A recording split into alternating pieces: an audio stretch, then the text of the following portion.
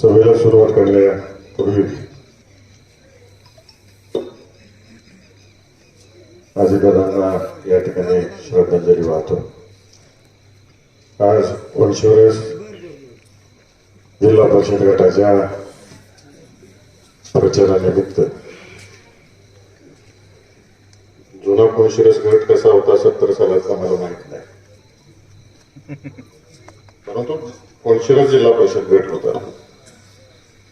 त्या गटातून आदरणीय मोठे दादा निवडून आले आणि मोठे दादांनी 11 वर्ष जिल्हा परिषदेचे अध्यक्ष म्हणून कारभार बघितला आणि सगळ्यात यशस्वी कारभार बघितला आणि जिल्ह्याची मोठ सुद्धा तिथे त्यांनी बांधली. आता पुन्हा एकदा घरातून अरविंद दादा वंशवरस जिल्हा परिषद गटातून आहे. ऐतिहासिक संदर्भ आहे या गोष्टीला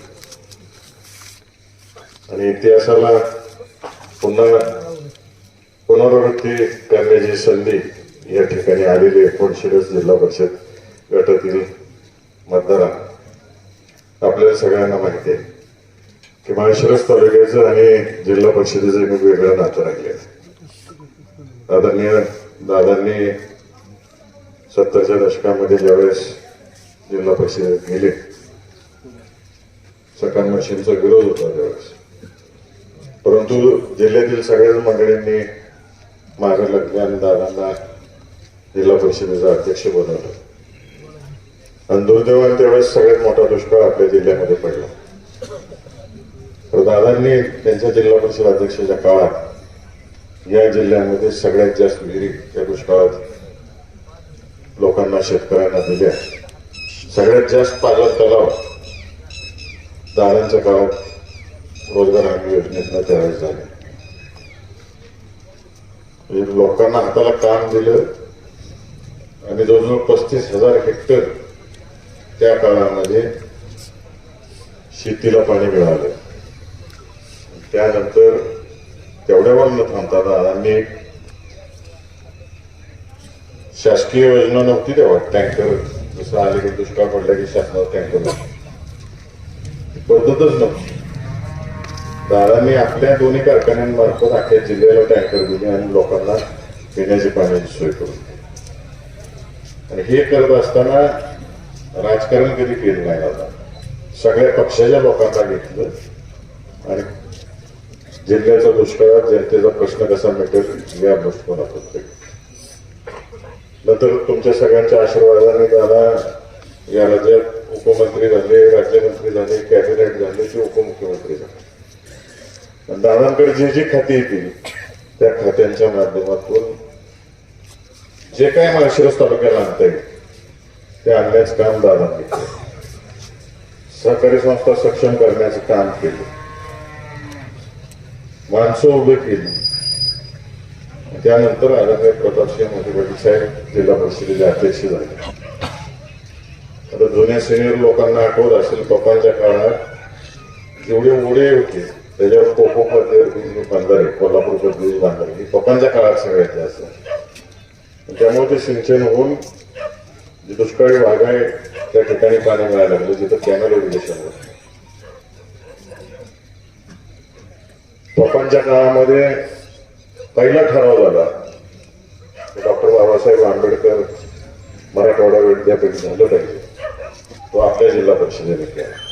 जिल्ह्याच्या भूकंपात शेजारचा जिल्हा म्हणून मदत म्हणून पप्पा सगळ्या आधी घेऊन गेले आणि या जिल्ह्यातले झेडपी सदस्यांना आमदार सुद्धा प्रतापसिंह मोहिते पाटलांनी अनेकांना आमदार केले. त्यांचे जे सहकार्य होते स्वतः मागे राहिले, पाटीलांना आधी आमदार केले. ते नंतर मदनदादा जिल्हा परिषदेचे अध्यक्ष होते. जिल्हा परिषद शाळांची एकदम वाईट परिस्थिती. मदनदादांनी सर्व शासनाचं शिक्षण अभियान म्हणतो गुणवत्तेचं, त्यावेळेस सरकारने शंकरराव मोहिते पाटील शिक्षण गुणवत्ता अभियान सुरू केलं आणि जिल्ह्यातल्या सगळ्या शाळा सक्षम केल्या. चांगल्या पद्धतीचं शिक्षण मिळालं याच्यावर भर दिला. ग्रामपंचायतीला सगळ्यात जास्त गाळे कोणी दिली असतील तर मदनदादांनी जिल्हा परिषदेच्या माध्यमातून दिली आणि जे सक्षम केलं. त्यानंतर आदरणीय मदनदादांनी सगळ्यात जास्त घरकुलं आपल्या जिल्ह्यामध्ये आहे.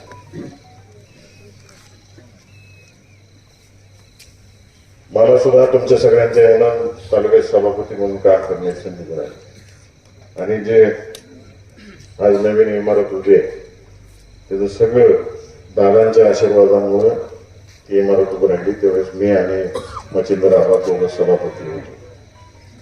पुढं अर्जुन दादांनी कारभार बघितला. त्यांनी बचत गटाच्या माध्यमातून वैष्णवी वाहिनी अर्जुन दादांनी बांधकाम कामगारांना सुद्धा मोठ्या प्रमाणावर मदत केली. तालुक्यात जास्तीत जास्त निधी प्रत्येक गावात नियोजन कसं होईल या दृष्टिकोनातून बघितलं. माणसं जुळली दोघांनी. ते आम्ही कुठं थांबलो नाही. जेवढा विकास निधी आणता येईल तिथे केलं. आता काही जण आमच्यावर टीका करत सुटले आणि आम्ही केलेलं का आम्हाला सांगतील की मी आणलं ती आणलं. तर तुम्हाला एक वाचून दाखवतो मी सगळ्यांना. सगळ्या ग्रामपंचायत सदस्यांना सरपंचांना आठवत असेल, पुढारी मंडळींना आठवत असेल 2 वर्षापूर्वी रणजितदादांनी एमएससीबीची एक बैठक घेतली होती आणि कुठल्या गावात काय प्रश्न आहे याच्यावरती माहिती घेऊन अधिकाऱ्यांना सूचना करून राज्याला प्रस्ताव पाठवला आणि राज्याबरोबर केंद्राला पाठवलं. आता या केंद्राच्या RDSS योजनेतून आपल्या तालुक्यात 328 कोटी 70 लाखाचा निधी आला. त्यात नवीन 33-11 उपकेंद्र मंगळूर, गणेशगाव, मोठेवाडी, गिरवी, एकशिव नवीन उपकेंद्र होते. जुन्या उपकेंद्रांवरचा लोड कमी करतो. नवीन ट्रान्सफॉर्मरची सुद्धा त्या नेवरे, आनंदनगर, कोळेगाव आणि दहेगाव या उपकेंद्रात नवीन ट्रान्सफॉर्मर बसवले. धर्मपुरी, पिलीव, श्रीपूर, माळशिरस, नातेपुते, फणशिरस, कुडूस इथं सुद्धा उपकेंद्रांची क्षमता वाढली. आता आपल्या मगाशी जे वकील साहेब भाषणात बोलले की रील स्टारचे फोटो काढते. दादांनी त्यावेळेस ते प्रस्ताव तयार केला आणि 400 DP आपल्या तालुक्यात मंजूर करून आणली. खरं रणजितदादांनी आणि उत्तम जानकरांनी आणि दर्शनमती वाटलांनी कधी कुठल्या DP पाशी जाऊन फोटो काढला नाही आणि त्याची उपकाराची जाणीव शेतकऱ्यांना कधी करून नाही. शेतकरी आला फोन लावायला त्याचं काम कसं होईल हे आमचं तत्व आहे. फोटो आणि रील काढण्यात आम्हाला तेवढा वेळ वायाला पाहिजे. सर्वसामान्य जनतेची कामं कशी होतील या दृष्टिकोनातून आम्ही काम केलं. 255 63 करायचं DP आपण मंजूर करून आणले. 33 KV वाहिनी 81 किलोमीटर, 11 KV वाहिनी 270 किलोमीटर आणि लोकदाब वाहिनी 173 किलोमीटर एवढी कामं आपण रणजितदादांच्या माध्यमातून आणली. कोर्टाची नवीन बिल्डिंग दादांच्या माध्यमातून व्हायला गेली. माळशिरस असेल, अकलूज असेल, नातेपुते असेल या सगळ्या स्टँडचं प्रस्ताव सुद्धा दादांनी दिलेले आणि ते सुद्धा थोड्या दिवसात दिले. जसं तुम्ही मला निवडून दिलं, आमदार साहेबांना निवडून दिलं की इथं आपल्या जिल्ह्यामध्ये असं केलं की जिल्ह्यातल्या एकाही विरोधी पक्षाच्या आमदाराला खासदाराला निधी द्यायचा. वकील 2 वकील बसलेले होते.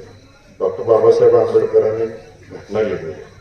घटनेनं सरकारला अधिकार दिलेले, त्या डिप्युटीसला अधिकार दिलेले, प्रत्येक लोकप्रतिनिधीला अधिकार दिले. आमच्याकडून प्रस्ताव घेतले आणि दाबून ठेवले. काय ठेवले तर आता नगरपालिकेचे इलेक्शन होत्या, महानगरपालिकेचे इलेक्शन होत्या.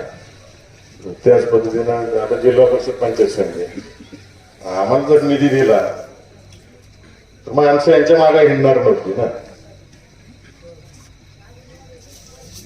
म्हणून यांनी दाबून ठेवले आणि मिटिंग पण काढली नाही. वकील साहेब DPDCचा नियम असा आहे दर 3 महिन्याला बैठक झाली.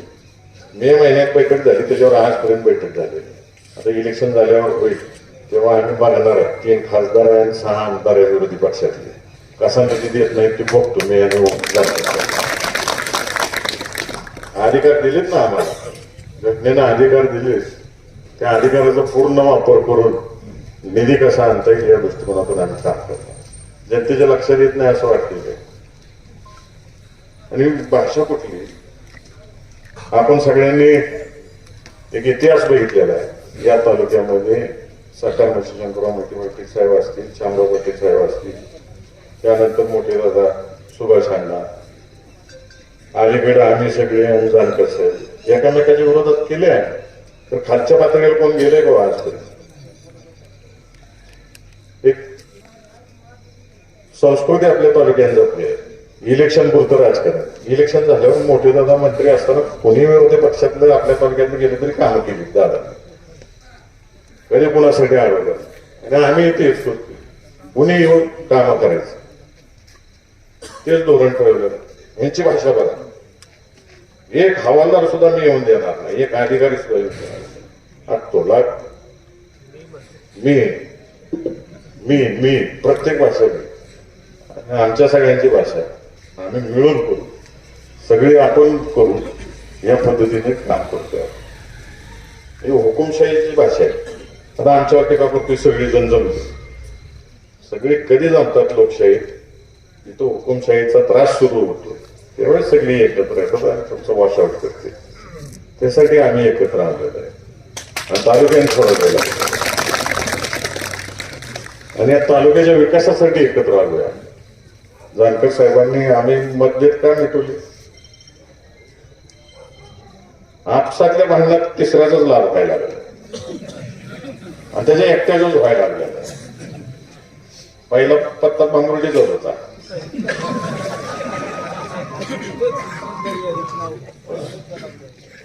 विकास व्हावा तर त्यांच्यासारखा व्हावा, एवढा फास्ट.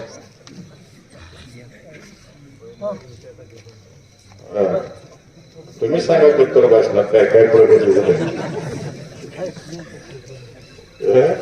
असली प्रगती सगळ्यांना मिळेल.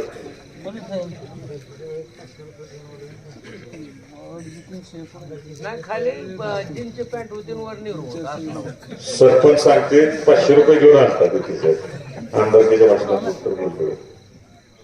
आता डिपेंडर गाडी 1.5 कोटीची, 1.5 कोटीची गाडी. असो, तशीच प्रगती होत राहू. तालुक्यातल्या लोकांची पण तशीच त्यांनी प्रगती करत राहू, एवढंच हे आहे. अधिकारी तुम्हाला कोण आणायचं ते आणा, आम्हाला काही म्हणलं नाही. तर कोण यायलाच नको म्हणायला लागले, एवढा हप्ता मागतोय ते सगळ्या.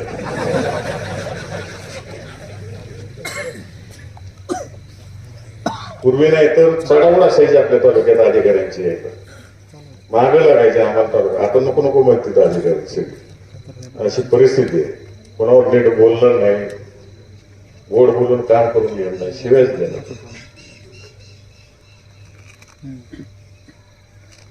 आणि आपण आता अशी संस्कृती आपल्या तालुक्यामध्ये वाढवून द्यायची का, याच्यावर गांभीर्याने विचार केला पाहिजे.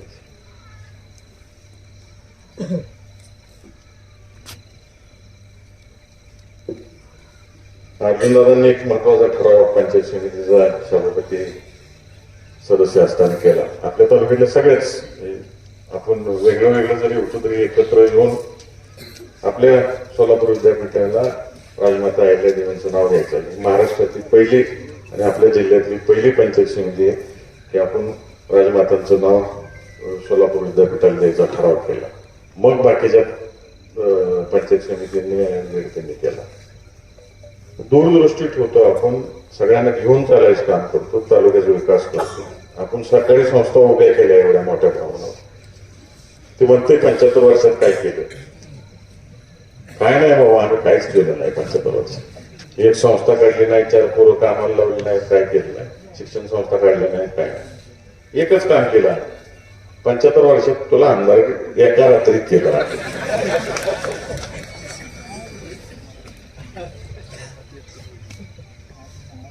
असो, खरं आहे ना. जनतेने बघितलं की नाही, डायरेक्ट सगळीतच बघितलं.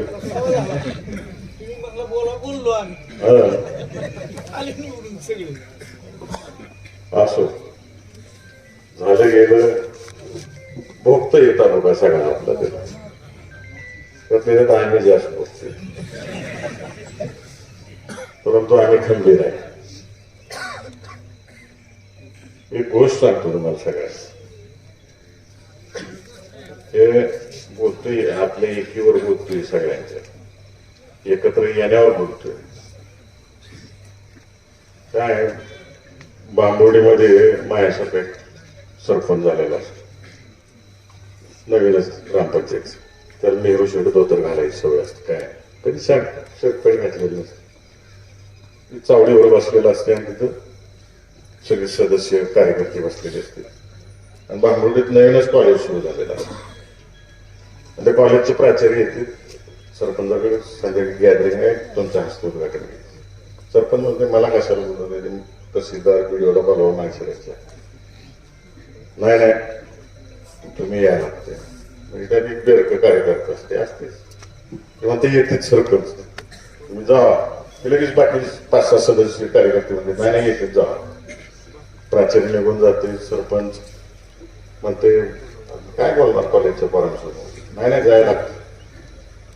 तिथे आता कार्यकर्ता असतो त्याला अजून एक खोडा मग तो सरपंच नेहरू शर्ट धोतर घालून जाणार, शर्ट पॅन्ट घालून गेलं. सरपंच म्हणते माझ्याकडे एक सुद्धा शर्ट पॅन्ट नाही, चला नवीन घेऊ. मग सरपंचाला गाडीवर टाकते, माणसं रस्ता जाते, शर्ट घेते, पॅन्ट घेते, माघारी गडबडीत तसंच येते. आल्या आल्या सरपंच घरी जाते. घरी गेल्यावर शर्ट घालून बघते, पॅन्ट घालून बघते, पॅन्ट थोडी लहान झालेली असते. जेवण बिवण करते, बायकोला बोलवून घेते आणि म्हणते पॅन्ट घ्या, अमुक अंतरावर कापा, टीप मारा आणि कपाटात ठेवा. गावातली कामं उरकून येतो. बायको म्हणते आताच दोन्ही भांडी झाली, लेकीला काम सांग. लेकीकडे जाते, लेकीत सांगते पॅन्ट घ्या, कापा, टीप मारा. लेक म्हणते तुम्हीच येणार आहे संध्याकाळी कॉलेजच्या कार्यक्रमाला, मी नाटकात भाग घेतलाय, त्याचा सराव करायला आहे. आजीला काम सांग. आजी म्हणते मी थकली, डोळा लागलाय, तुझं तू कर. सरपंच ती पॅन्ट घेते, कापते, टीप मारते, कपाटात ठेवून टाकते आणि गावगाड्याच्या कार्यक्रमानिमित्त निघून जाते. दोन्ही भांडी झाली की बायकोला आठवण होती आपल्या नवऱ्याने काहीतरी काम सांगितलं. बायको ती पॅन्ट घेतली, कापते, टीप मारते, कपाटात ठेवून टाकते. थोडा वेळ झाला की लेकीला आठवण होती. वडील एवढं लाड करते, काय मागवते तिथे आपण ऐकलं पाहिजे. लेक सुद्धा ती पॅन्ट घेते, कापते, टीप मारते, कपाटात ठेवून टाकते. आजीबाईचा डोळा उघडतो. आजीबाई सुद्धा विचार करते. सोनबाई आल्यापासून लेखाने पहिल्यांदाच काम सांगितलं, आपण केलं पाहिजे. आजीबाई सुद्धा ती पॅन्ट घेते, कापते, टीप मारते, कपाटात ठेवते. ही बाबा सगळ्या गावगाड्याचा कार्यक्रम करत करत करत 5 वाजता संध्याकाळी घरी येते.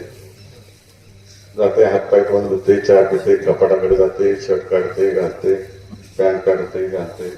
पॅन्टची हाफ केली झाली. जी ती कात्री घेऊन बसलेली. अर्जुनाला आपल्याकडे जेवढ्या कात्र्या होत्या, खालच्या असतील, भाकरीतली असेल, कात्रीपुटी असेल, सगळ्या तिकडे गेले.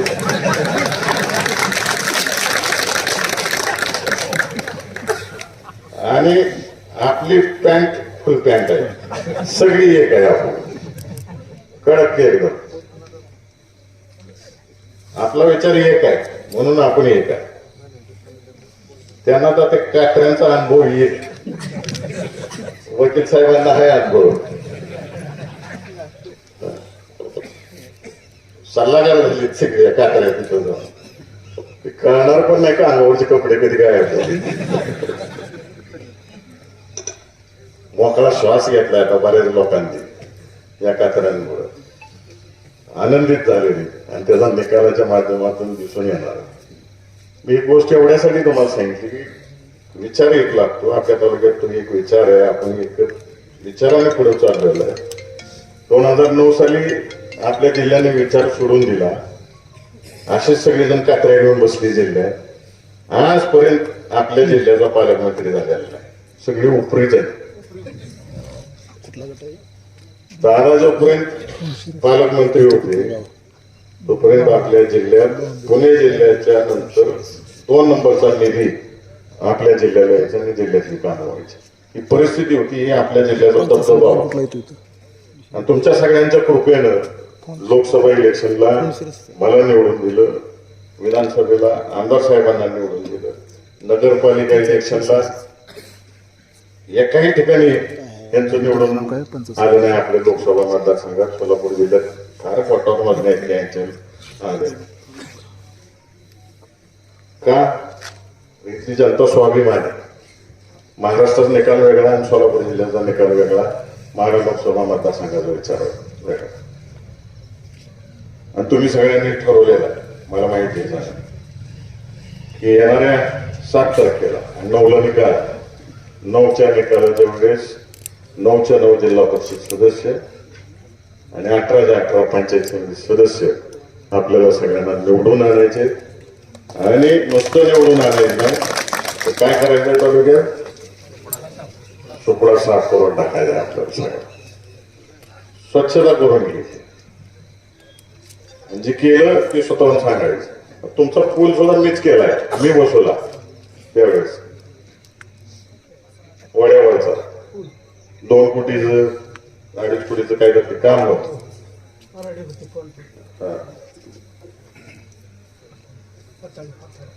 नाहीतर आता सांगतील आम्ही हे केलं ते केलं, गावाला एवढं दिलं तेवढं दिलं. फक्त कात्र्यांपासून सावध राहा आणि परत गावातले कोणी आम्हाला सांगू नका वकील साहेब माघारी घ्यायला लागते म्हणून. पहिली कात्री तुम्हालाच लागेल, अजिबात आणू नका, एक बी नको आहे आम्हाला. स्वच्छता झालेली आहे आपल्याकडे पूर्ण, त्यामुळे सर्वसामान्य कार्यकर्त्यांना पुढे यायची संधी मिळायला लागली ज्या त्या गावात. खरं आहे ना?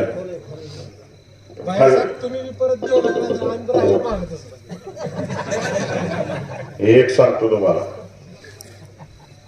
मागची पिढी वेगळी होती, आम्ही वेगळा. आणि माझ्या थोडं बाळाचा स्वभाव आहे, फाटी आटली की आटली, मी काही येऊन देत नाही. म्हणून तुम्हाला सांगितलं आम्ही कधी घेणार, तुम्हीच येणार सगळेजण गावातली सांगत घ्यायला लागतं घ्यायला, अजिबात येऊ नका.